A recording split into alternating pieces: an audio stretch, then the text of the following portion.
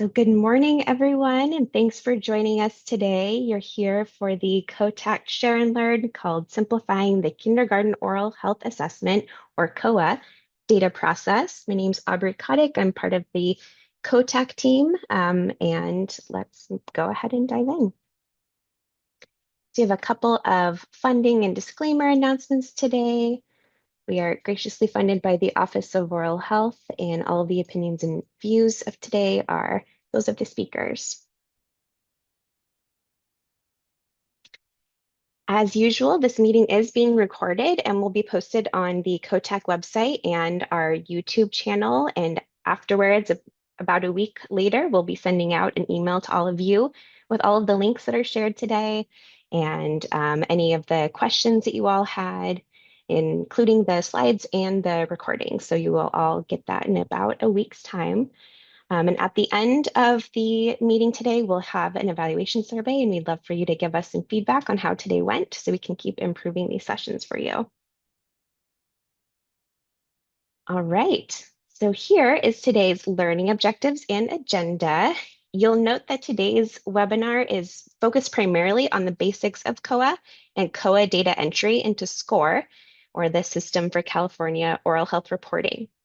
The team here today is working on designing a second webinar that will dive deeper into COHA data analysis and how to effectively communicate with your COHA data. So now I'm going to run through the agenda and introduce today's speakers. We'll start with a tour of the COHTAC COHA website by Katie Conklin, a member of the COHTAC team. And then we'll touch on the importance of COHA data with Dr. Bahara Manzadeh, another member of the COHTAC team. We'll then spend a considerable amount of time running through common challenges that you might encounter entering COHA data into SCOHR. And these challenges will be covered by Katie Conklin again, Claire Blameyer, San Mateo's LOHP Project Director, and Ariel Thomas Ehrlich, Sonoma's LOHP Project Director. We'll then have dedicated time for Q&A, so please jot down your questions or pop them into the chat as we go. And then we'll hear from Karen Jacoby, who's the Policy Specialist and School Dental Program Coordinator from the Office of Oral Health, who will cover information about the COHA Toolkit deliverable that's coming due, Objective 3.1D. And Pamela Vera, who's a member outreach trainer with Gainwell Technologies, who will share more COHA data resources from Smile, California, before we wrap up with some announcements. So before I pass the baton to Katie, please learn more about all of our speakers in the link that I'm popping into the chat right now. Here we go. And we want to thank the planning team who put together today's webinar. Thanks to all of you on this slide for your dedicated time and sharing your expertise to support and advance COHA across California. So now I'm going to pass the mic to Katie. Great. Thank you so much, Aubrey. Thank you again to our planning team for putting this together. This is a request from the local oral health programs, so we're happy to be here. And it's very timely to share about COHA data and all the new things that are happening.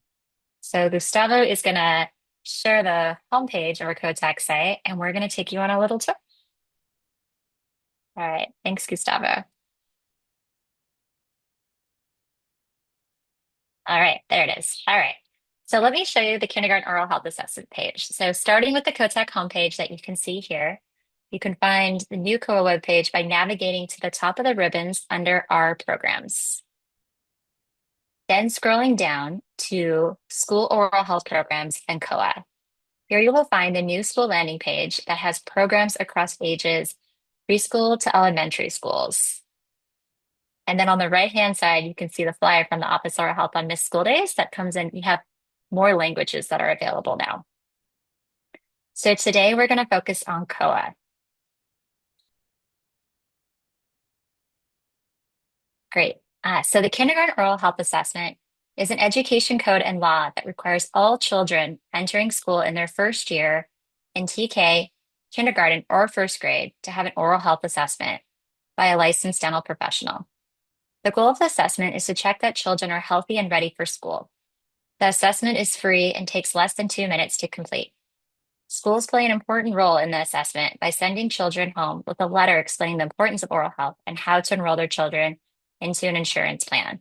And they receive a paper assessment and/or waiver for a dental professional to complete. There are two types of assessments you can complete. Either you send the assessment home and the child can take it to their dental office, or some schools, they have on-site screening programs where they can screen the entire class at one time and bring dental professionals on-site to complete the assessments.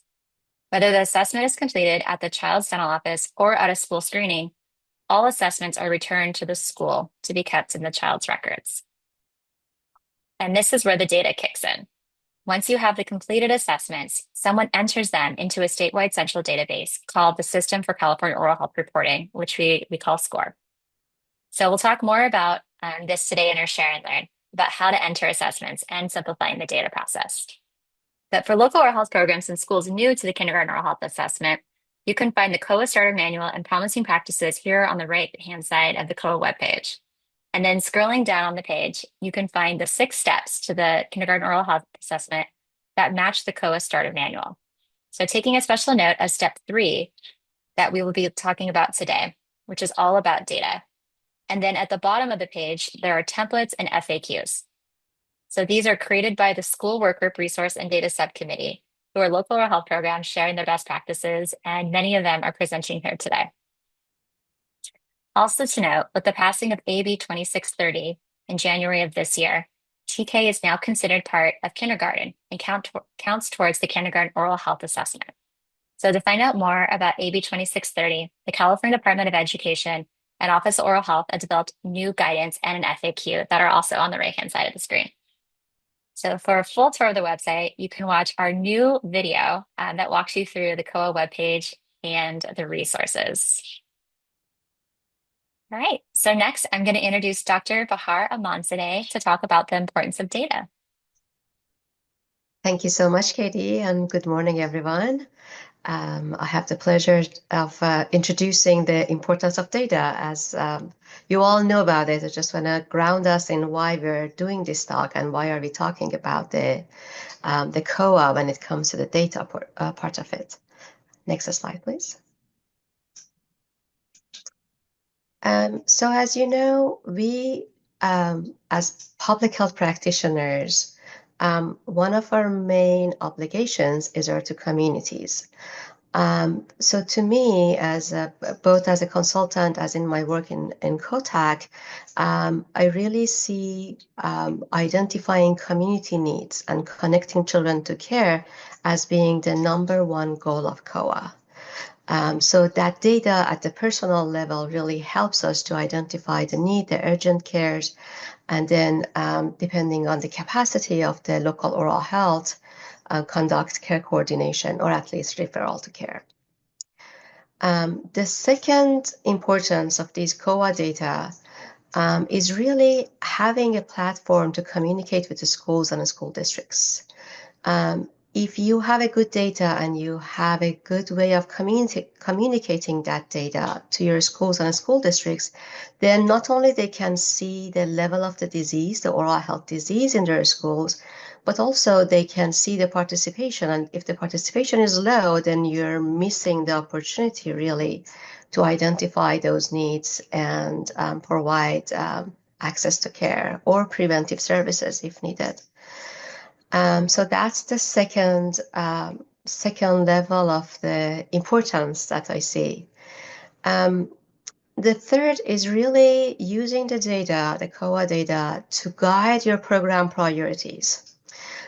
So as you are doing your strategic planning and as you are really looking at the KOHA data, if you have a good data, clean data, then you can look at your county and you can look at different districts or different schools and really see where has more needs and how you want to prioritize.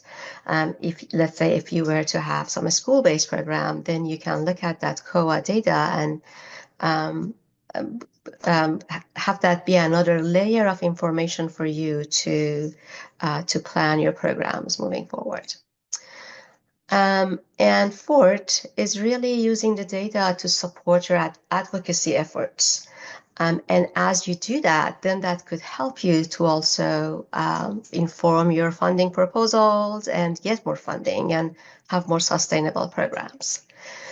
So with all of that, I'm going to give that to the rest of our team that you're going to guide you through some of the common pitfalls in the data, how to fix them, and how to go about having a better data and how to present that. Thank you. All right, thank you. That is a great segue. So now I'm going to share my screen and we're going to do a tour of SCOHR. How many of you have been on the SCOHR website? I'm sure everyone here. So login is going to be, let me share my home screen, might be easier. All right, can everyone see this okay? Great. All right, well, Yes. welcome to AB 1433 SCOHR, the System for California Oral Health Reporting. This is our home page here. And then up at the top, SCOHR, like this will give you an overview. This is where you can log in. And then if you want more information about where SCOHR come from, it's operated by San Joaquin County Office of Education. They also work with a lot of other programs in the California Department of Education, and that's where it was tucked in when it started over 10 years ago now. And they've been really successful. If you have any questions about like user ID, who can have access, this is a great section. They also have like how you capture data. And then really importantly, we're going to focus on more today is more of the reporting side of it. So with the new forms, if you want to find them, they are on the SCOHR website. You can also find them on the COHTAC website, and then we can provide the link to that. It's where you can find more of the translations, but they are available here. So I'm going to go through each of these. So if you click on here, it'll automatically open, but just to save us time, I'll go through. And I've already uploaded them. So here's the new assessment. We do encourage everyone to use in their schools the new kindergarten oral health assessment.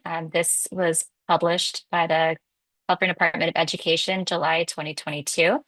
It has some information in the background and really the importance of oral health, like making sure children are ready for school. They have confidence, they can express themselves, they're healthy, and they're ready to learn. So there's three main parts of this, of the assessment. So the first part is more of the demographic information, and this can be completed by the parents or by the school.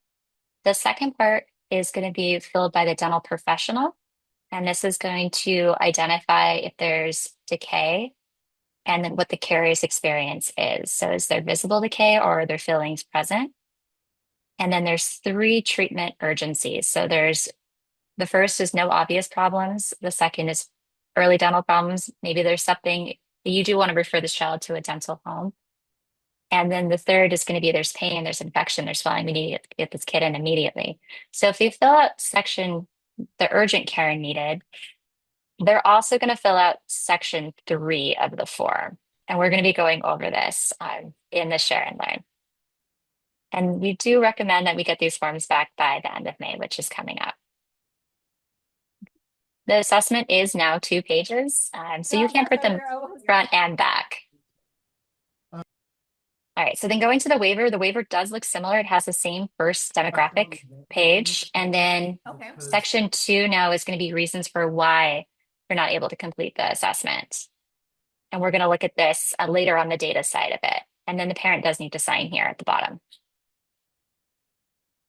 And then if you have a screening on site, this is the form that you would complete to not have that screening done at the school. And then this is the parent notification letter, which gives really helpful information about the importance of oral health, finding insurances, and also some recommendations for healthy habits at home. And then going back to the SCOHR page, if you're not sure who in your district has access to SCOHR, this is a really nice feature where it's called the sign up, but you can filter by your county to see, for example, we'll go with Butte County, and then you can look by district who has access. So it brings up all your districts. And then you can put Chico Unified, and then this will give you who in Chico Unified has access to log into SCOHR. And then once you log into SCOHR, I've already logged into an account here, it's going to present you with a dashboard. And the very top, you can go by your fiscal year, which is the same as your academic year. So you can go back and you can scroll and you can compare. We're going to focus on this school year here. it does give you a nice status. So you can see pending, signed, and waived forms. So pending is going to be anything, all the forms that were sent home, but they weren't returned yet. Signed are going to be they were completed by a dental professional and they were returned back to the school. And then waived is if they decided not to complete the assessment, and then they'll give you a reason for that. And then going up to this upper right-hand side, you have the same ribbon as you had like before you sign in. But then once you're signed in, it's going to give you more information. So looking at data input, I'm going to click here. This is going to give you for your fiscal year, all your districts, your schools, and your CDS code. And your CDS code is your county, district, and school code, which is unique to every school. So the first two digits are going to be for your school district. And then the next five are going to be, no, the first two are for your county. The next five are for your school district. And then the remaining are going to be for your school.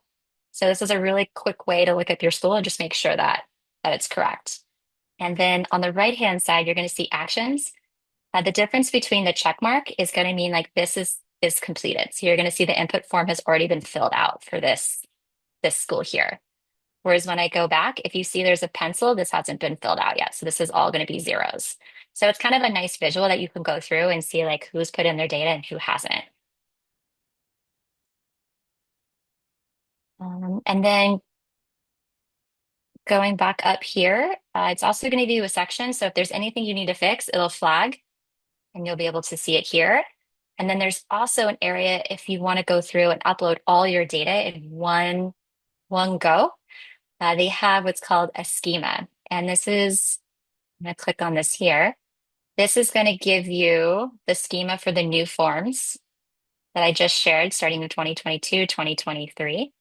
And you'll see the 21 areas that they're going to collect data for. And these correspond to the form.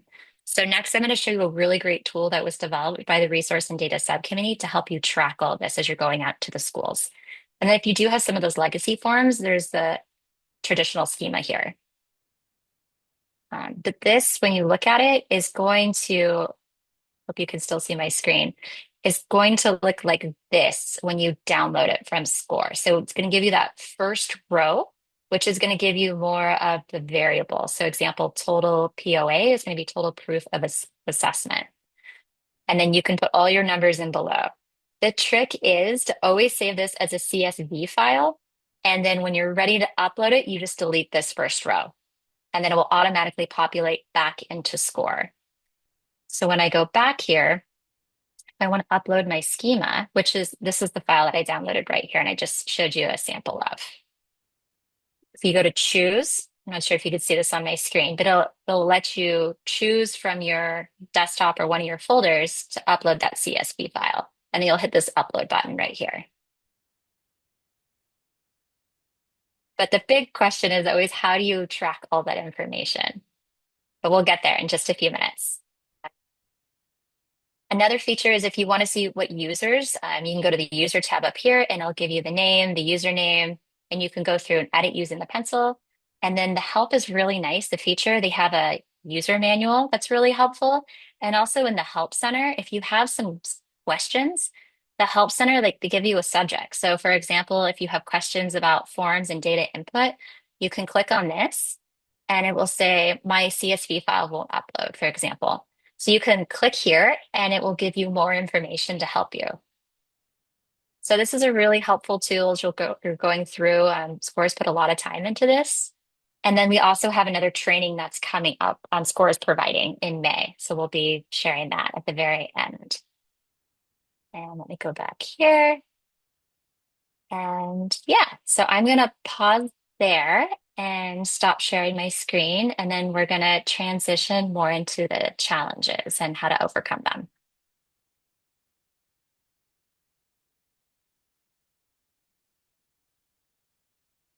Let me share my screen again.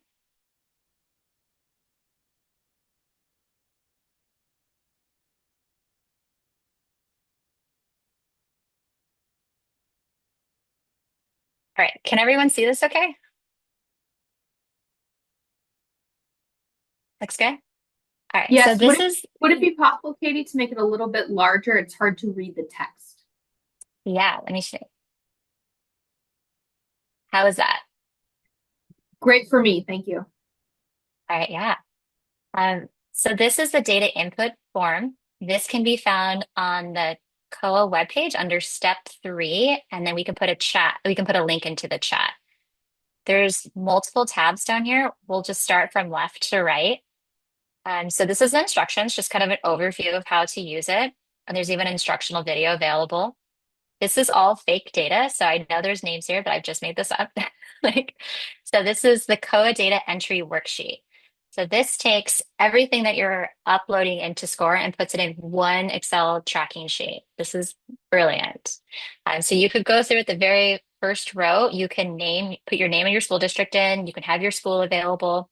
This is going to go over the type of form returned, the on-site screenings if they're provided, section 2 of the COHA form that the dental professional fills out, and then you're going to have your urgency level in the yellow. So looking at this row 2, I can give you some examples and how to start running through it. So for example, you're in a TK class. So this is going to be our TK now. So the first kid the screener is going to see is Sally. So Sally has her form ready. She's completed her kindergarten oral health assessment form. Sorry, I'm losing my voice. And it gives you a drop down. So you can choose from here what happens. So we're going to say she completed her form. She has no untreated decay. And she has no filling. So she has no caries experience. So as you're going through, you can do yes or no here. And then her treatment urgency, she has no obvious problems out of those 3 urgency levels. And so she doesn't have it. We always want to link them to a dental home, but she doesn't have anything obvious. So we don't need to fill out that section 3. Abigail, she completed the form. No untreated decay, no caries experience.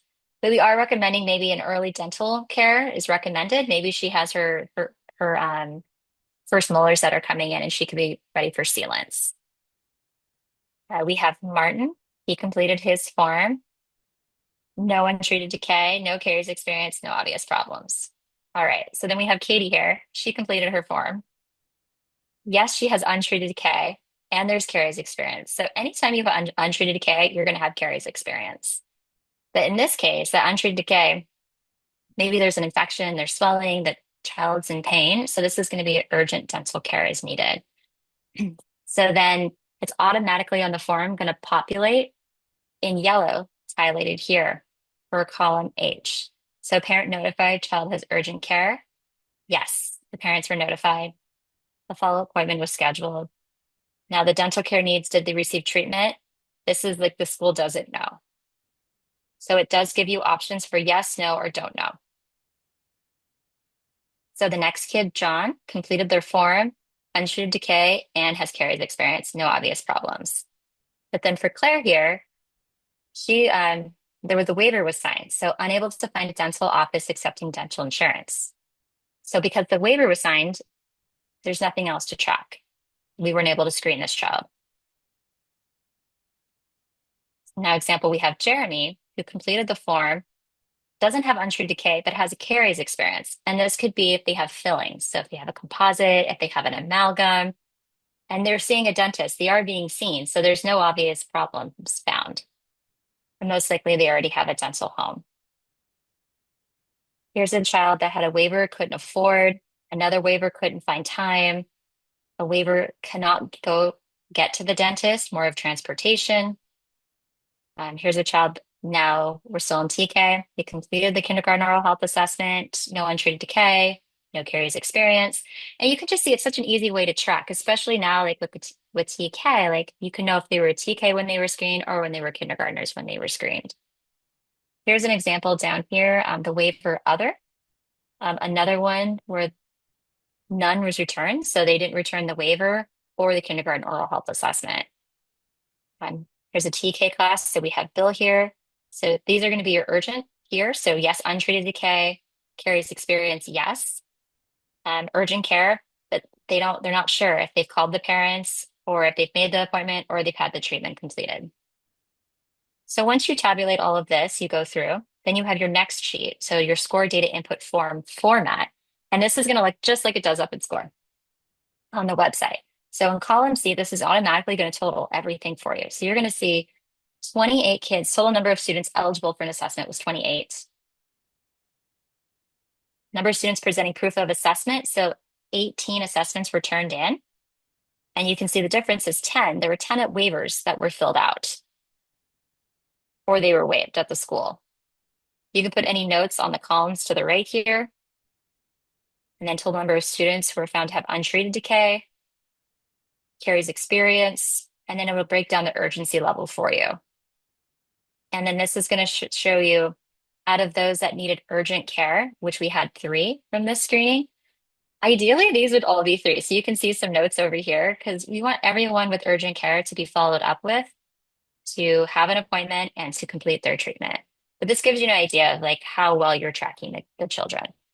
And then at the bottom of the page, this is going to go back to the website where we just were. It's going to show you where to find the data input form, what year to select, looking at that pencil where you're going to click on to then be able to put the information in. And then it's going to give you all your rows and columns here to fill in that information. And the nice thing is here, like this is going to automatically tabulate everything for you. So it's ready to put into SCORE. And then another feature, COHA data summary. So this is going to show you, you can copy and paste into PowerPoints, presentations, you can share schools, the viewership. This is going to show you the summary of everything that we just put into the spreadsheet, what we saw totaled up in the input, and now this is ready to share out.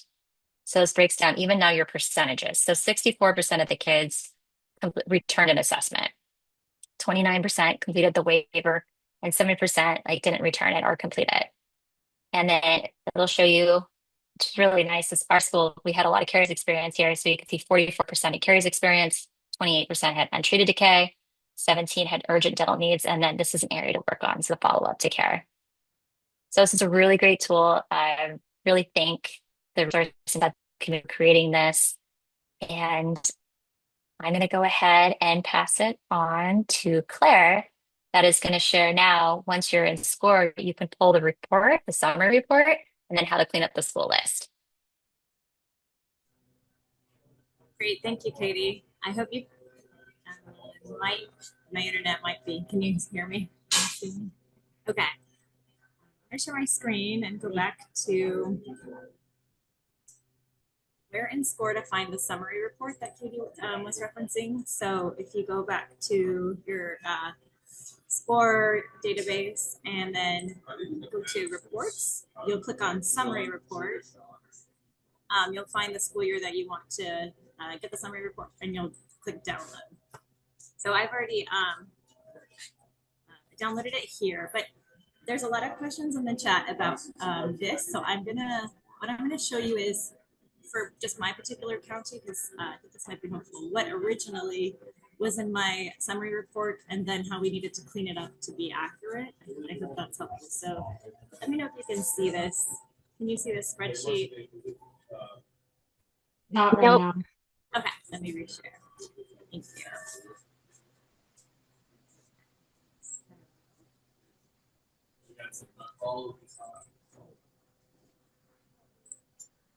Now, can you see it?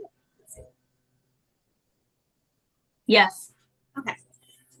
So this is the summary report, and the top heading, as Katie was referencing this, all these headings from here on over match the 20 data pieces required in the data input form. So total eligible is number 1 on the SCORE data input form. Total proof of assessment is number 2. Like all of these columns, there's 20 of them that match the data that we would enter. But why I'm showing this is because for my original summary report, with the new way that SCORE is every year using a CDE list to populate the school, our school summary reports, often, like in our case, we'll have a bunch of high schools, middle schools, schools that have already closed. Claire? Oh, yeah. There's a fair amount of people saying it's hard to hear because of the background noise. I'm so sorry. I'm not sure if there's any. I know you're having my internet is down. Technical situation. Yes. I'm so sorry. My internet was down at home, so I'll try to go fast and maybe move. But this just shows you in red all the schools that I needed to delete. And then in green is schools that I didn't have in my report and I needed SCOHR to add. So I sent this report to SCOHR, highlighting everything I needed them to delete and asking them to add back these schools. That's how we cleaned up our report. Can you hear me now? Or should I pause and hand it over to Katie? You may want to bring the speaker closer to your mouth so that it's filters out some other noises.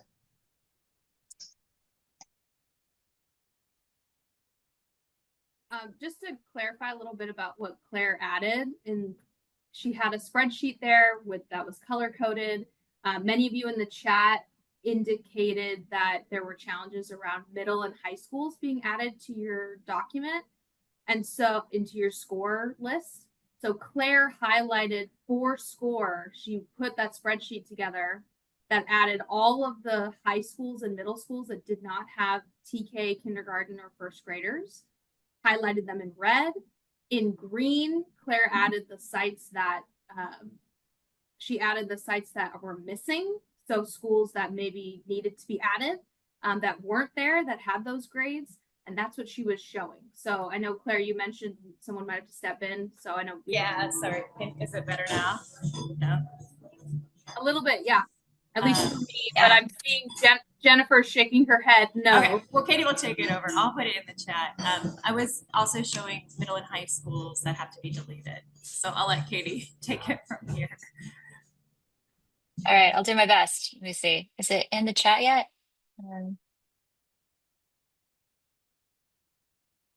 Sorry, Claire, I don't know if I see it in the chat.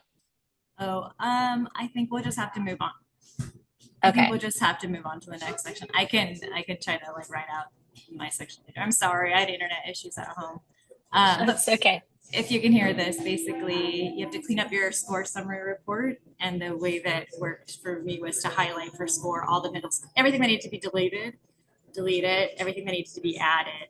Then we had the accurate SCOHR summary report. Yeah, that's great. And then we can also, Claire, can we send that spreadsheet out as an example? Or sure, probably not your. Yeah, no, that's okay. It's just whatever shows up there, you have to go through it, compare it to your actual schools, and do the highlighting yourself. Claire, I just and then we. Question regarding that process. This is Jennifer from Santa Barbara. Was there someone in a specific at SCOHR that you emailed, or is it just a general email that was put on the chat? I did just email the generic SCOHR at sjco.net. And I saw somebody said that they requested the CDS codes because that was the way, by using what was already in the summary report, it has the column already for the CDS codes. So instead of finding them individually, I just used what was there and then highlighted it for them, if that makes sense. So you don't have to send them an email with like 100 CDS codes that you found on your own. Great. And then we have also a question from Jennifer Barragan. Hi, yes, Jennifer Barragan from Riverside County Oral Health Program. I just wanted to say that the Excel sheet, that's exactly what I did as well, which is so good that you're showing that. Did you have any issues with the following year? Did the schools that you decided to remove, so let's say high schools, elementary school, high schools, did they repopulate after? Yeah, see, that's where I'm running into that. Yeah, I think that's just a SCOHR thing. I mentioned that to them too. I said, hey, every year this takes me about 45 minutes to an hour to clean up, and then the next year it repopulates, so I have to do that again. And I think that's just a glitch right now, or if that's just the way it is. Yeah, same thing happening over here. Okay, thank you. I just thought you might have a solution. Thank you so much. I think we'll just keep bringing it up to SCOHR to see if there's a way they can work with us on that. Maybe if you can hear me okay, I'll just show the free and reduced price meal section. Does that work? Yeah, it's sounding better. Okay, so and I will show you though after I worked with SCOHR, and then they cleaned it up, and now this is my cleaned up version of schools. So now I have everything deleted and added back that I need to. But you're right, that next year I'll have to go through the same, we'll have to go through the same process again. What we did want to show on this is this gives you all your schools, but then a lot of times we want to know about our priority schools, those schools with 50% or more kids on free and reduced price meals, to see their data and information. So we're just going to show you basics of how to find that free and reduced price meal info. Later in the next session or in our some hours we're having after that, we'll show you more about data analysis. Can you still hear me okay? So let me. Yeah. Basically, just wanted to show you on CDE, there's a place you can go to find the free and reduced price meals data. It's this webpage. We'll put it in the link, and then you can click on these Excel files, and you can pull up the Excel file or county. So I have it here. So once you download the file, if you click on the second tab, you'll see on the right percent eligible FRPM. And this column is where you can get your data, and you can filter for your county here and for grade levels. So you have to play with this a little bit, but this is where you can find that list of priority schools and then kind of use it to do some table analysis, which we'll probably go into more in the next session. I'm so sorry for the sound issues. I'm going to stop there. Jennifer's laughing, I see. That's okay. Thank you so much, Claire. I hope you can get a latte. I also do want to share, I just shared the CDE Excel sheet, but if you also, CDE has a data quest, which has a dashboard. This is another way if you have maybe less school districts. This is a great way to like find your data. So for example, if you want to look per county, you can select your county. And then if you want to look at, it also has your enrollment data, annual enrollment. And then, but right now, let me just share, they do have free reduced price meals at the bottom. You click on this, you go to submit. You can choose which year. We'll do the most current year. And for example, let's go with Glenn County. So you go to submit here. It's going to give you free reduced price meals, county summary. You submit here and it'll give you a breakdown. It also compares it to the state. And then if you'd like to see more of the district data, you can click here and it will break it down by districts. And then you have your district code here. And then you have so your percentage of free reduced meals. And then on the column to the right, you have enrolled, how many kids are enrolled and are receiving those meals. So 2 different ways that you can find that. All right.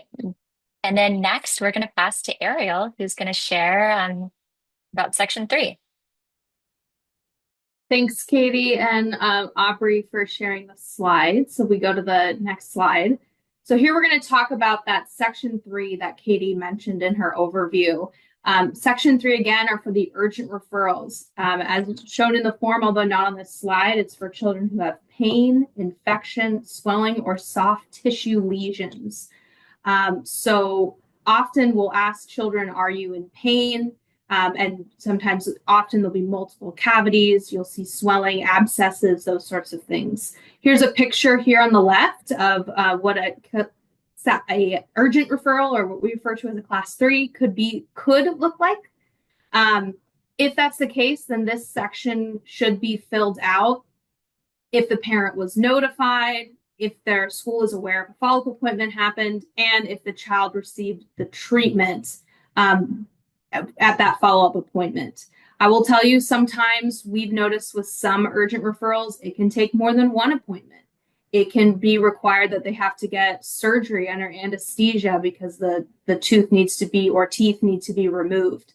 So sometimes knowing whether that child got the full amount of care can be quite a process. And sometimes it's challenging to enter that information. So if we go to the next slide, we have learned here in Sonoma County, we are fortunate enough, we had an electronic referral management system, and now we no longer have that management system, but we continue to offer referrals particularly for our urgent cases. So these, again, are children with those abscess, swelling, and pain. The clinic that we work with requested this information. Again, you will receive these slides.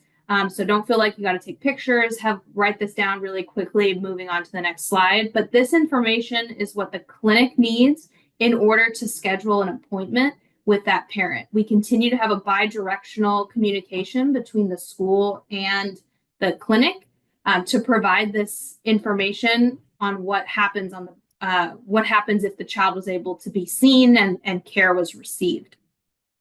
So this information, super critical, super important. One thing I'll also mention about urgent referrals, particularly if you are doing a school-based screening, is that these young children, unfortunately, have been in pain for as long as they can remember. And so sometimes if you ask them if they're in pain, they will say no because they don't have any other frame of reference. So we find some additional questions can be helpful to ask, asking them about how it feels when they eat. How about when you have foods that are hot or that are cold? What does it feel like when you touch your face or lay on your side? How does it feel when you eat sticky foods? So those sorts of questions, sometimes you can learn really if the child actually is in pain. So sometimes that can be a challenging piece. So with that, I will turn it over to continue the presentation, and I'll be looking in the chat for any other questions folks might have. You teed us up perfectly because now we have some time for questions.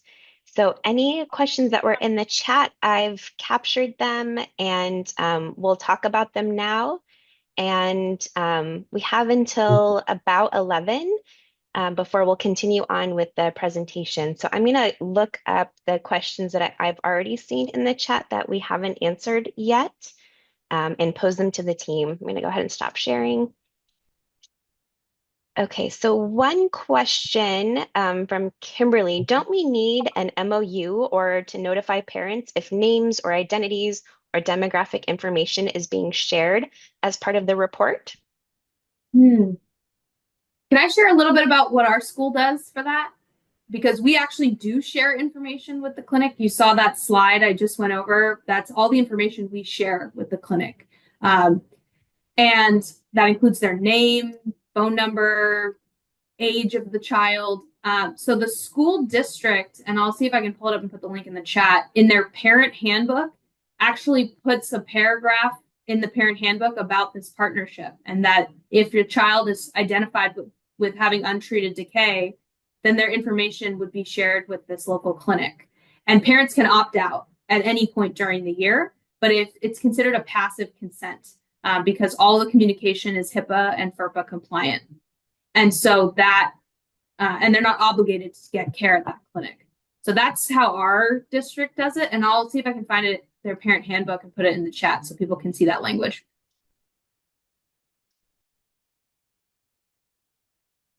Thank you. And then there's been some questions about who is actually responsible for entering data into SCOHR, whether it's the schools, the Office of Education, if it's the LOHP who's doing it, who you can send your data to. So I'm wondering if you all can walk through the process that you use in your own counties.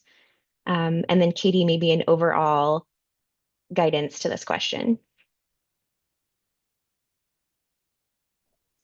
I'm laughing because technically the school is supposed to enter in the data, and we do have some schools who enter in their own data and do so very well. What a lot of schools do, at least in our county, is they will prepare tally sheets. That was a sheet that is available on the COHTAC website. We didn't go over it today, but they'll fill out the tally sheets, which mimics what Katie looked at on the spreadsheet, that second page.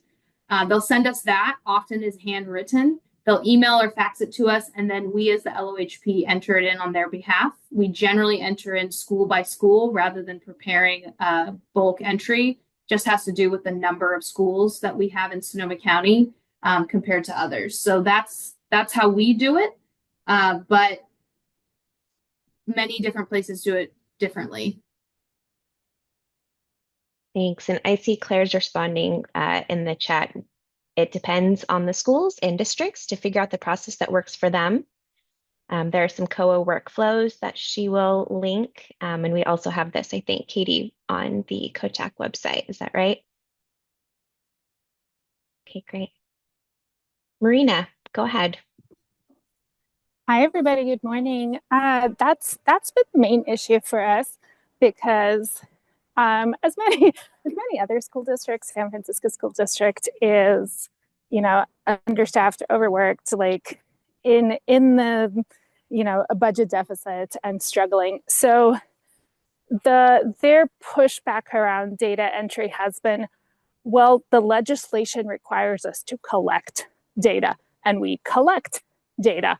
And if the CDE were to come and do an audit, we will show them that we collect data. We ask the parents for, the opt-out forms. We have the school-based team that comes in, but their main pushback is like, the legislation says we collect. The legislation says nothing about we report. So they've been resistant or unable to support the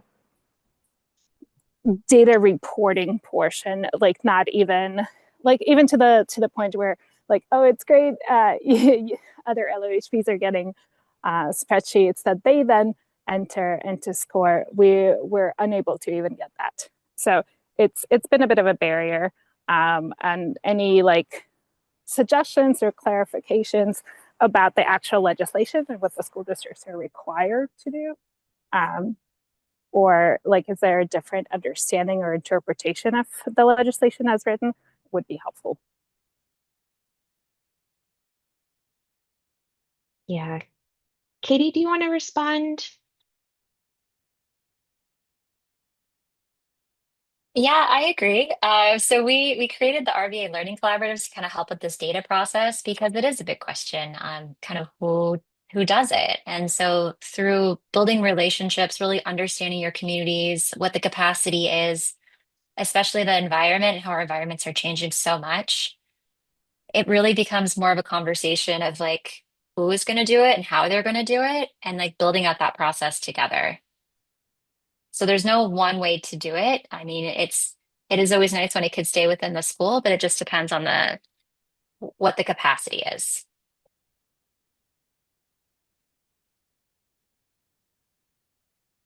All right, thank you. There's some additional, I think, clarifying questions about MOUs and parent notifications. So Marjorie is asking, if school is not doing any follow-up for urgent cases, would you suggest an MOU and parent notification so info can be shared with the LHJ if we are able to follow up?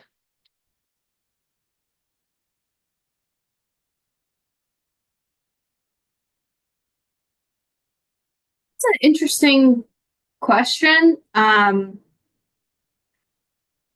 You could you could do it that way. I know for us, we've had a lot of success working with family engagement coordinators.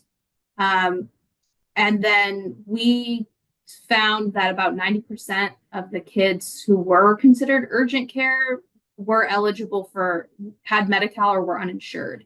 So they were patients of our clinics.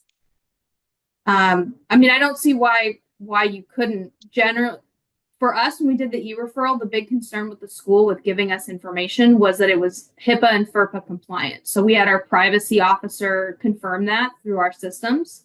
And once that happened, we were able to get that moving forward. And again, that passive consent was really required by the school. And so that made it a lot easier because if parents opted out, then they wouldn't share information with us or with the program. And I did put that link into the chat. Unfortunately, the text was too long, but I did to enter in directly, but I did put it into the chat, the link with the page number, if people want to see it. Thanks, Ariel. I see Jennifer's hand raised. Go ahead. Hi, Jennifer from Santa Barbara. I'm very curious. Also, I saw on the chat somebody post a question, but I'm interested to know as well who's using the Medi-Cal dental care coordination form I know that I'm aware of it, but our county hasn't used it. So I'm wondering if anybody else has used it and if they can share what the process has been and the outcome. We've used it a few times. We're kind of rolling it out and trying to promote it. There's been a lot of success in that, particularly for people who are having challenges on their own getting into care for whatever reason that may be. Sometimes we have heard some clients it can be a lot of information. And then we have clients who speak, or families who only speak Spanish or are more comfortable speaking in Spanish. And there's been additional challenges. They do have interpreters with the care coordination, but sometimes things either get lost in translation or it's just too much information. But they do keep very good records. And we are able, if something breaks down and we hear about it, we are able to go back to them and say what happened in this specific case, and we can get information back. It can be a very high touch, very high resource intensive process to get somebody into care. I would venture to guess that the more complicated the case, the more resources for care coordination, follow-up, and additional support will be needed past just what the care coordination team is able to provide. Thanks, Ariel. I see another question in the chat about the requirement for public charter schools that are home-based independent. I'm wondering if Karen or Rosanna are on and can answer that question.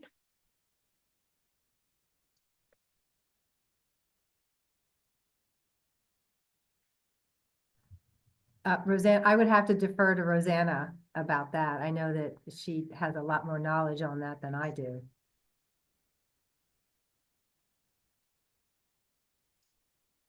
Rosanna, are you able to answer that question? If COHA is required for public charter schools that are home-based independent?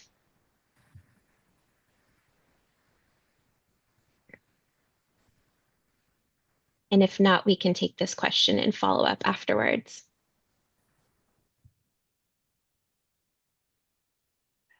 Sorry, I apologize. I was on another email. Just to let you know, charter schools are required, but I'm not sure about the independent charter schools. I'd have to follow up on that and get back to you. Okay, thank you, Rosanna. Are there other questions? I think I've captured most of them from the chat. Anything else that you're curious about that Ariel, Claire, Katie could answer? You can raise your hand. You can put it in the chat. Aubrey, this is Jennifer from Santa Barbara. Just to follow up with the charter schools.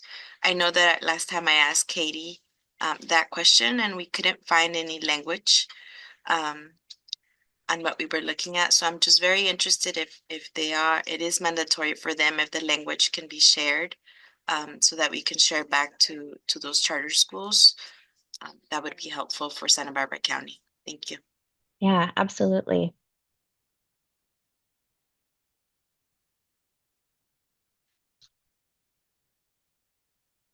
There's another question in the chat. I'm curious if SCOHR data can be shared with our Oral Health Coalition members. We share aggregated data on a regular basis. We would not share, and we share at the district level. We do not go past the district level. We don't share school level data with our partners, but that's what we do. And part of that is to track our progress and to look. We also look at untreated decay, Carrie's experience data as well. So that's personally what we do. Yeah, thank you. And this is something that we'll go into more on the second webinar that's talking more about once you get your data in there, how to analyze it and really communicate with that data. Aubrey, if I may add to that is, Claire had a note there. It's like watch for the participation rate. So when you're presenting the data, really look at the validity. I mean, any data is good, even if it's not representable. It's still a trend, so you can still use that. But it's good to look at the participation rate, so you're not over exaggerating, or you're not misrepresenting something. So that's something to watch for. Thank you, Bahar. Right, any other questions from folks? And I'm just going to mention one more thing, since we couldn't hear Claire at the beginning. When you get your SCOHR data, the raw data at the SCOHR with all of the schools and school districts, if you're not sure you have the right schools, just look at the end, look at the number of the students in your account from the CDE. You get your total number of kindergarteners, right? And look at that total number to see if that matches or not. And then look at the number of schools to see if that matches or not. If that doesn't, then you know that your first step is to clean the data before you create any graphs, or before you create any participation rate, untreated decay rate, right? So look at those totals first to guide you into cleaning the data, and then go from there.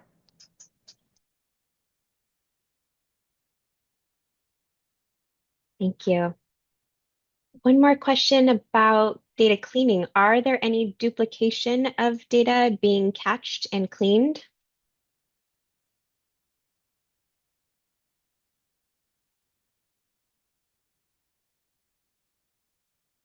I'm not sure what that, V, I'm wondering if maybe you can come off mute and ask that. I'm not sure what that means. I mean, if you mean if a SCOHR has catched that and cleaned, I don't think so. I think LOHPs have been, maybe they have done some level of cleaning themselves, but usually LOHPs are the ones that do that level of catching, and then let the SCOHR know, and a SCOHR may clean it on time or not, or for the next year or not. But regardless, if you want to use that data, then the Excel sheet that you get from that, then you need to clean it if they don't clean it at that level. Yeah, and then just to echo what Claire is saying in the chat, that's why that CDS code that is unique for each school is really important. So you can go through, and if there's any duplicates, you can look to clean it out. But look for that CDS code. That's a really great one. And then what Dr. Amanzadeh was saying about looking at those totals in DataQuest, when you look at the annual enrollment, that'll give you a nice total, and it breaks it down into TK and kindergarten, so you can see both. And that's something new this year with the new law.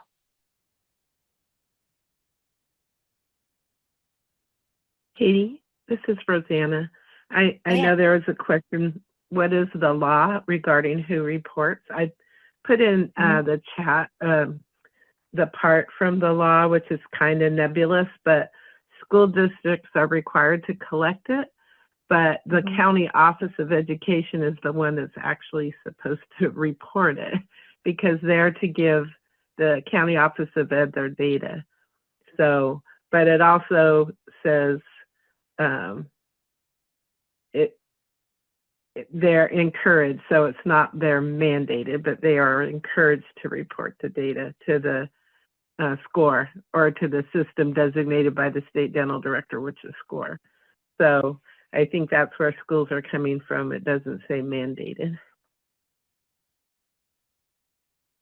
Yeah, that's that encouraging. And I think it was Jennifer gave a really nice kind of overview of what they're doing, I think in Riverside, about working with schools and really building up those relationships, and how trainings and toolkits and all those things help with encouraging schools to report.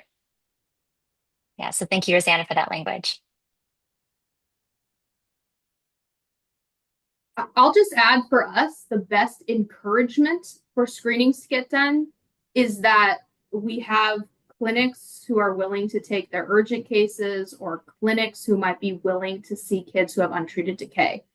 If you offer them a place where they're, these are children who are in pain, And you really can't unsee a 4-year-old child who tells you their mouth is hurting all the time and seeing it. You really can't unsee it. And so that for us, when we talk about encouragement, trying to get clinics and get providers to say, if you screen, we can, those kids who are in pain, at least, maybe more, we can work to get them seen and get them treated, reducing absent days.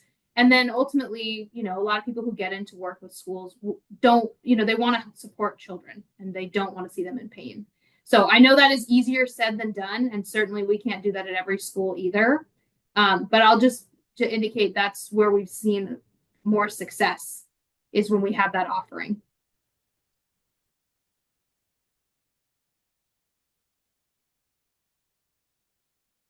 Thank you, Ariel. Okay, I think I'm going to move us along in our presentation. We have a couple more speakers, but if you have other questions, please do put them in the chat, and we'll continue to monitor that. So I'm going to share my screen and invite Karen Jacoby from the Office of Oral Health to share more about the upcoming KOHA Toolkit deliverable. Hi, good morning. Next slide, please. There you go. So I'll take just a minute to talk about the LCAP and the LCFF, and then I'll go into the KOHA Toolkit, the KOHA tools. Since KOHA is part of the Ed Code, CDE is supposed to fund it, but the funding method changed and that line item got rolled into the overall funding category. So the LCAP, which Local Control Accountability Plan, the discussion happens every 3 years. And the LCFF, the Local Control Funding Formula, is a method for determining and informing the LCAP process. So I've included links to the LCAP and the LCFF pages. You can see them on the slide. Those go to the CDE website for your reference and for more information. But CDE informed the Office of Oral Health that this wouldn't be a good time to approach schools about the LCAP because of the current climate with the school budget reductions. So this is just kind of to let, can you not hear me? Am I not coming through? Can you hear me? I can hear you okay, Karen. Maybe just speak a little bit louder. Okay. Okay. So anyway, so CDE informed the Office of Oral Health that this wouldn't be a good time to approach schools because of the current climate with the school budget reductions. Let me see if I can turn my volume up just a little bit. Yeah,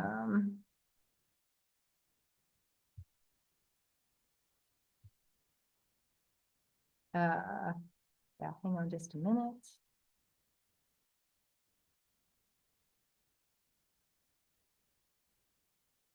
Yeah, sorry, I'm in the conference room. I'll shout as much as I can.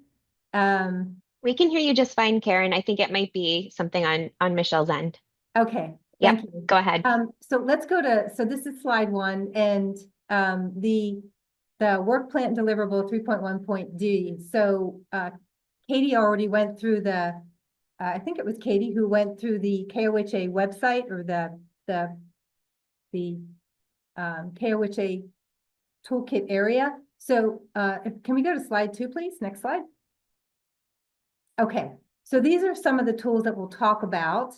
And toolkit is an overarching term. The KOHA toolkit can be comprised of many items: the Board of Education letter templates, presentations, social media toolkit, and so on. You can mix and match items to design the toolkit for this deliverable. You don't need to reinvent the wheel. So Aubrey, if you could pull up the KOHA page where the steps, actually, I had it circled on the first slide.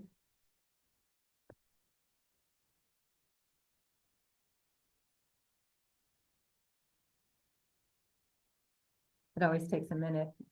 So I had some graphics that show you what these items are on this slide, but when we navigate to the page, we'll show you where they live on the COHTAC site, hopefully. So you can see where they are and how to get to them.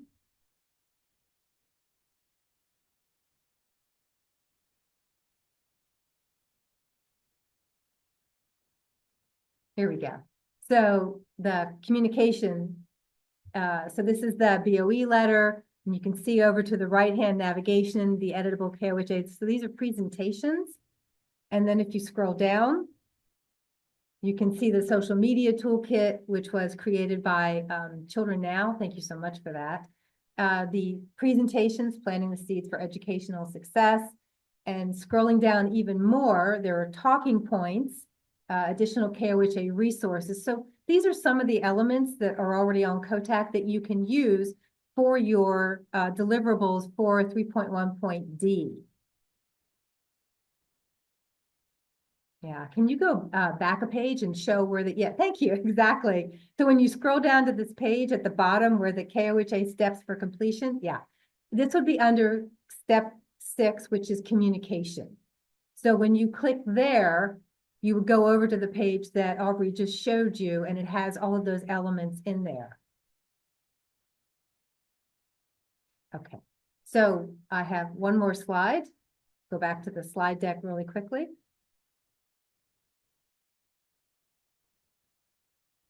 There we go. So there are many deliverables due June 30th. To assist with those items, there's a program letter coming out on the June deliverables. It should be coming out soon, hopefully releasing in early May of 2025. And it will also contain more information on the deliverables that are due in June. So that'll have instructions, templates, resources for each deliverable. So keep an eye out for that program letter. It is coming with more information and very soon. That's all I have, and so I'll turn it back over to Aubrey. Excellent. Thank you, Karen. And I am going to go ahead and turn it over to Pamela and the Smile California team. Thank you. If you can change the next slide, please. Perfect. All right. Hello, everyone. Thank you for the opportunity, of course, to present to you on how we are supporting families through KOHA and Medi-Cal Dental Care Access. My name is, once again, Pamela Vera, and I'm the member trainer here at Medi-Cal Dental. All right, let's get started. Thank you. Okay. So tooth decay is the most important common childhood disease, but the good news is that it is entirely preventable with the right habits and care. This ensures that children have healthy smiles, which can significantly improve their attendance, grades, self-esteem, and overall performance in school. While approximately 300,000 children in California missed school due to dental problems in 2022, this highlights an incredible opportunity to make a difference by promoting preventative care and regular dental visits. By establishing good dental habits at home and encouraging parents to schedule dental checkups every 6 months, we can help children stay pain-free, healthy, and focused on their education. Together, we can empower families to build a brighter future through better oral health. Next slide, please. Okay. Let's look at how oral health directly impacts school readiness and a child's ability to learn. Establishing good dental care habits at home from a young age is crucial, but it's important to remember that home care alone isn't enough. Regular dental checkups, ideally every 6 months, are key to keeping children pain-free and focused in school. A dental home ensures that children receive professional care they need, helping to prevent issues that could disrupt their ability to learn and thrive. When children are healthy, they're ready to succeed, and maintaining oral health is a key part of that success. Next slide, please. Okay. As we continue focusing on school readiness, it's important to highlight the Kindergarten Oral Health Assessment, referred to as KOHA, which is a requirement for children entering school in California. California law mandates that children have a dental assessment by May 31st in either kindergarten or first grade, whichever is their first year in public school. The purpose of this assessment is to identify any dental issues early, ensuring children are healthy and ready to succeed in the classroom. By addressing dental concerns early, the KOHA helps prevent future problems, supporting both oral health and academic performance. Encouraging families to complete this assessment ensures the children start school on the right foot, with a healthy smile and strong foundation for learning. Next slide, please. All right. Now on this slide, you will see a chart outlining Medi-Cal dental services available at different ages. These services include exams, x-rays, cleanings, fluoride treatments, and emergency dental care. Understanding these benefits can help you guide members in accessing the care they need. All right, next slide, please. Okay. Now, there are two ways you can help a member find a Medi-Cal dentist by using our Find a Dentist tool and care coordination services. I'll be going over these two great resources in the following slides. Okay. Right. Now, one of our most impactful tools that can be used is helping members find their dental home. A dental home ensures members have a trusted provider for regular checkups and preventative care. The Find a Dentist tool on the Smile California website helps Medi-Cal members locate a dental provider nearby. The steps are simple. You would visit smilecalifornia.org and click the orange Find a Dentist button at the top of the page. Then select the provider directory link, where there you would enter the member's zip code to find the providers in their area. Be sure to also use our Smile Care Plan so you can provide members with their top 3 choices, making it easy for them to take the next step in scheduling a visit. The Smile Care Plan is available on our website and can be accessed in 9 languages, ensuring it is a great resource that serves our diverse communities. Next slide, please. All right. So our Medi-Cal dental care coordination team is here to help support members with their dental needs, like scheduling an appointment, especially when members have multiple visits or need help keeping track of them. Finding a general dentist or specialist. We also have language assistance, including interpreter services and American Sign Language, and transportation coordination for members who may have trouble getting to their appointments on their own. The care coordination team is here to make access to dental care easier and more manageable for members. Next slide, please. Okay.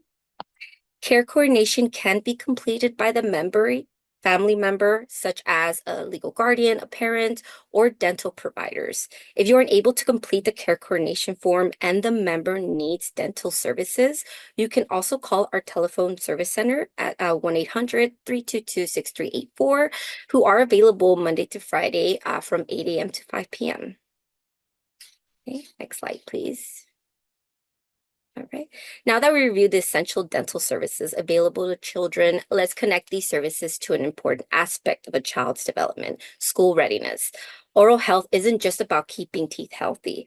It plays a direct role in a child's ability to succeed in school. Healthy teeth contribute to proper nutrition, clear speech, and the confidence children need to engage in learning and social activities. As partners supporting families, your role is crucial in ensuring children have the dental care they need to be ready to succeed academically. Next slide, please. Perfect. All right. To help parents and caregivers understand the importance of the KOHA and the dental services covered by Medi-Cal, we have several resources you can easily share or distribute. These resources include a KOHA flyer, which is available English, Spanish, and Chinese, that explains the requirements and benefits of the dental assessment. We also have a KOHA poster in English and Spanish, which is perfect for hanging in community spaces or distributing at events. For a more engaging option, we also have a short video titled "Healthy Children Are Ready to Learn," available in both English and Spanish. This video helps to communicate the link between oral health and school readiness. Additionally, we have a variety of free social media images and captions to help spread the word online and engage your community. You can download, print, or share any of these materials to ensure families are informed and ready to take action for their child's oral health. Okay, next slide, please. Okay, excuse me. Now let's take a look at KOHA and school readiness resources available on smilecalifornia.org and the Spanish version sonriecalifornia.org. Okay, next slide. On this slide, you can see a collection of valuable resources that Smile California offers to help support both oral health and school readiness. These resources include a variety of tools that you can share with families, such as the molar sealant fact sheet, which explains the benefits and importance of molar sealants in preventing cavities, the KOHA flyer, which provides important details about kindergarten oral health assessment requirement, the fluoride infographic, a visual guide that highlights the role, excuse me, of fluoride in protecting teeth, the sealants coloring sheet, a fun activity that educates children about the importance of sealants while keeping them engaged, and the toothbrushing calendar, which encourages children to brush your teeth consistently and track the progress. These resources are easy to download, print, and distribute, making them perfect for the outreach efforts in your communities. Next slide, please. All right. Be sure to request a free KOHA event kit. These kits are designed to enhance your local events and help families learn about Medi-Cal dental benefits in a fun and engaging way. Each kit includes a KOHA poster, a Medi-Cal has dental covered flyer, which highlights key benefits for members, free branded toothbrushes for adults and kids, and a seal today to prevent decay photonovella. Requesting your kit is easy. Simply scan the QR code on the screen and complete a short request form, which includes a quick survey to help us understand the needs in your community. Next slide, please. All right. So for more information about Medi-Cal dental benefits and to help members find a dentist, you can visit smilecalifornia.org or call the telephone service center. We also encourage everyone to follow Smile California on social media for helpful updates and resources. The Instagram name is Smile California and Facebook is Smile on California. If you have any other questions, please feel free to email us at hello@smilecalifornia.org or Medi-Cal Dental Outreach SNC at gainwelltechnologies.com. You can also connect with one of our member outreach representatives who are also in this meeting. We have Unique Guy, who represents the Eastern Southern region. Darren Vinson covers the northern region, Jose Morales supports the western southern region, and Dwayne Calloway, who is our representative for the central region. He is out of the office today, but one of our other reps can definitely drop his contact information in the chat along with their own. I also have Dr. Lucio drop the member outreach map in the chat as a helpful reference. All right, well, thank you all again for the opportunity to share this information with you today. Thank you so much, Pamela. There are a couple of questions in the chat for the Smile California and Gainwell team. One of them is about the Smile Care Plan and if that's available electronically as a fillable PDF. I believe so.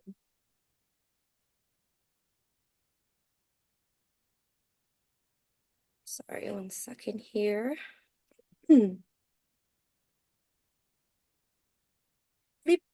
Maria Munzer is on the line. Do you know if that's downloadable? Sorry. Hi, sorry, was a question about the Smile Care Plan? Yes. Yes, it is available, and let me just drop the link for you in the chat. It's available in several languages as well. And yes, it's downloadable, and then we actually also have a version where you can fill it out online as well. And I just dropped the link in the chat here. It is the second bullet, and it's in English, Spanish, Cambodian, Chinese, Vietnamese, Tagalog, Thai, Korean, and Hmong. So a few languages for you. Excellent, thank you. And then a question about the kit is it for LOHPs or can we promote our schools requesting the kit?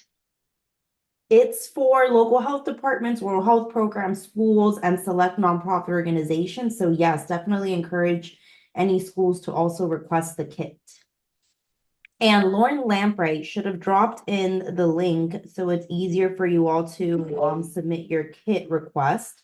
But if it's not available in the chat, please email us at hello@smilecalifornia.org, just letting us know that you are interested in a kit. There you go. Thank you, Lauren. So she just dropped the link in the chat again. Great, thank you.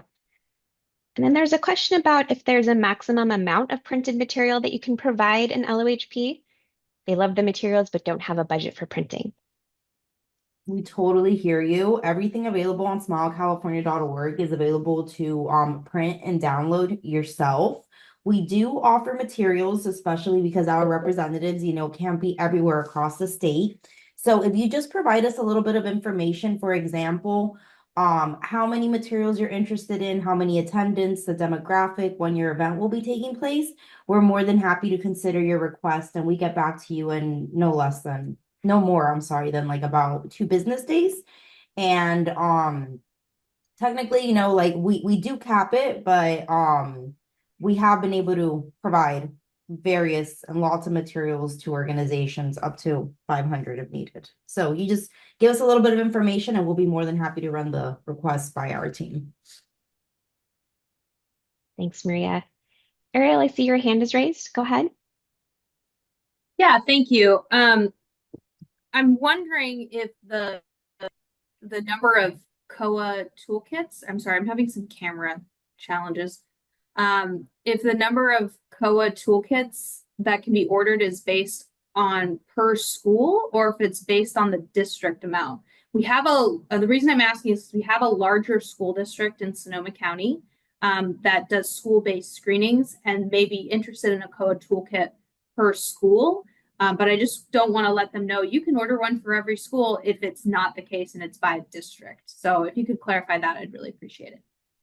Yeah, it's by school. So every school can submit a request and hopefully we'll be able to fulfill it. Thank you. No problem. And there's a question in the chat also about the care coordination form and what happens after you submit the form. Dr. Lucio said that a care coordination team member will contact the member in 24 to 48 hours. And there's a question about who can use the form, like healthy youth family, staff, and health educators. And the answer is yes, all of the above. Any other questions for the Smile California team?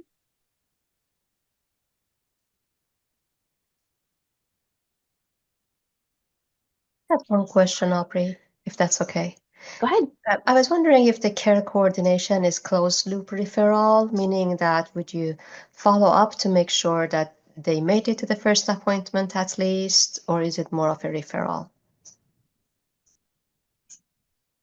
I'm going to direct that question to Dr. Lucio.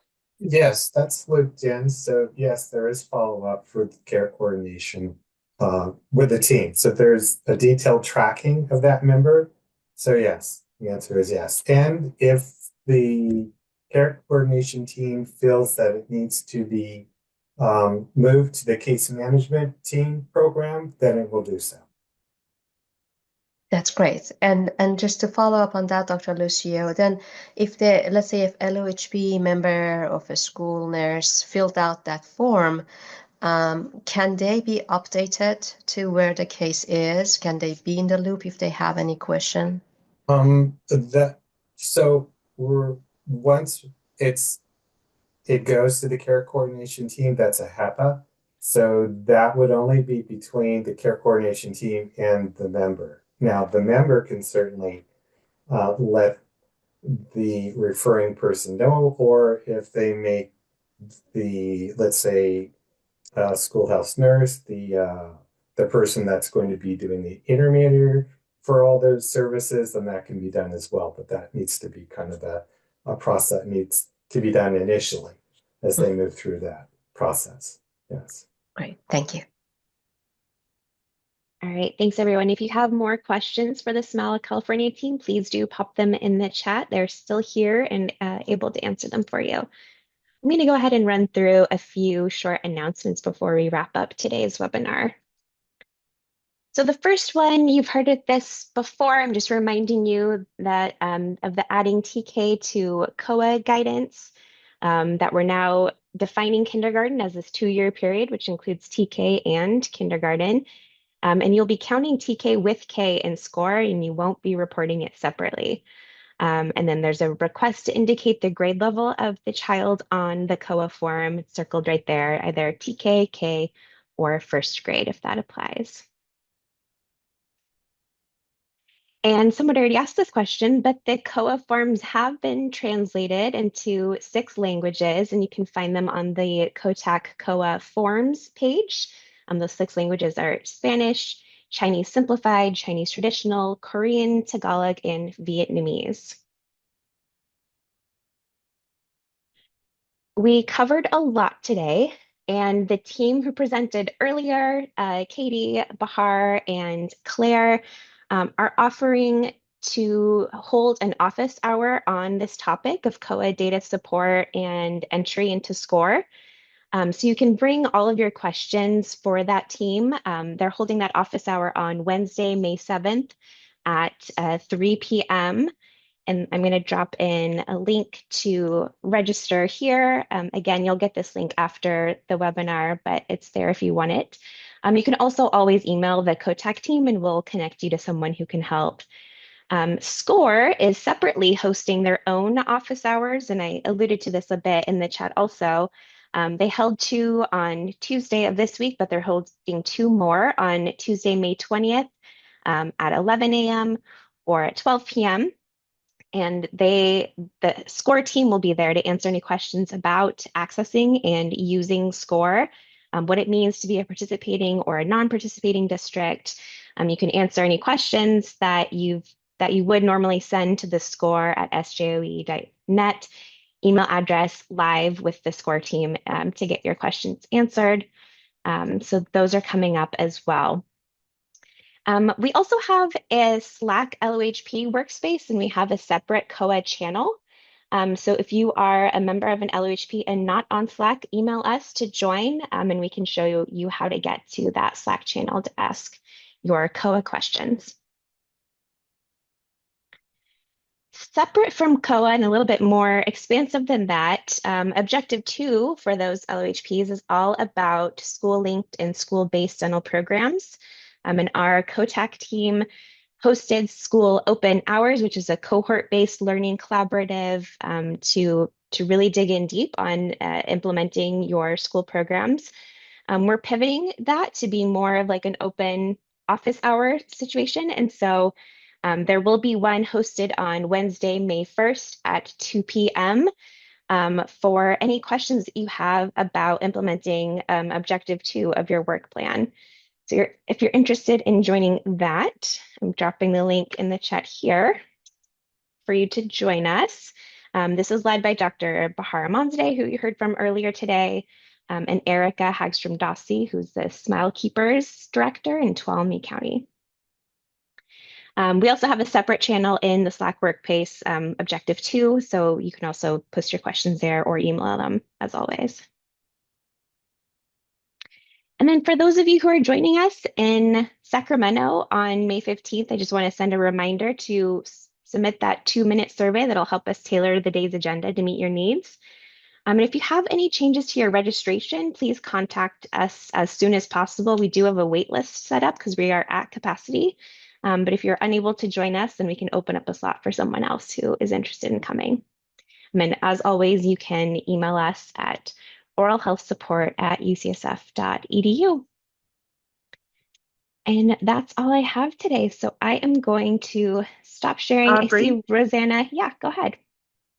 I just wanted to mention regarding the deliverables, we are looking at providing an extension. We're working out the final details. That's why the program letter's delayed.